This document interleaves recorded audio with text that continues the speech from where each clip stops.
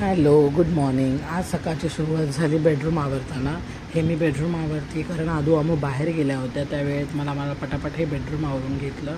त्याच्यानंतर थोड्या वेळासाठी मला विचार होता की क्लासला आज न जाण्याचा कंटाळा आलेला मला, म्हणजे न जाऊ नये असं वाटत होतं, पण तरी पण जाणं मॅन्डेटरी होतं बिकॉज शेवटी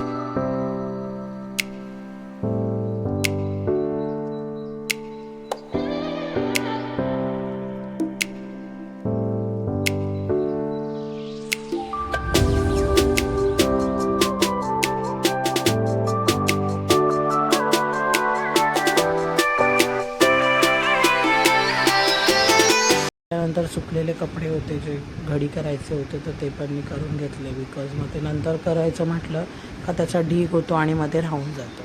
त्याच्यामुळे मग पहिलं ते आवरून घेतलं. आणि ही साडी आहे माझी, बरेच दिवस मला वॉश करायची होती. ही मी अशी शॅम्पू वॉश केली, पण चांगला शॅम्पू वॉशचा रिझल्ट येतो, म्हणजे अगदीच आपल्याला ड्रायक्लीन करायची गरज लागत नाही. त्याच्यामुळे मी साड्या अशाच घरी शॅम्पू वॉश करत असते. तर त्याच्यानंतर ह्याची घडी वगैरे करून घेतली. हे सगळं आवरल्यानंतर मला जायचं होतं जेवण बनवायला, जो की माझ्यासाठी टास्क असतो, पण मी ते थोड्या वेळात सगळं आवरून घेते पटापट. त्याच्यामुळे हे असं जेवण बनवत होते मी.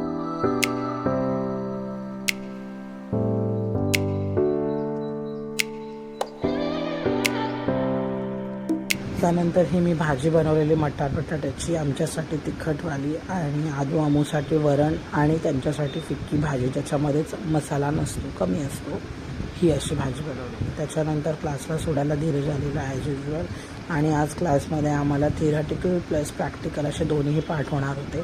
थिअरॅटिकलमध्ये आम्हाला काही शिकवलं गेलं, कलर करेक्टिंग वगैरे. त्याच्यानंतर हे प्रॅक्टिकल आम्हाला दाखवलं गेलं, आयशॅडोज कसे अप्लाय करायचे, आयब्रो फिनिशिंग कशी करायची.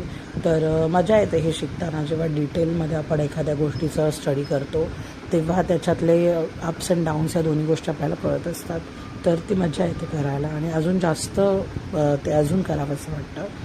तर मग हे असं आपण पहिले आयब्रो कसे फील करतो, त्याला फाउंडेशन कसं अप्लाय करतो, आणि एखाद्या क्लायंटने जर आयब्रो केले नसतील तर ते कसे फील करायचे ते आम्हाला शिकवलं.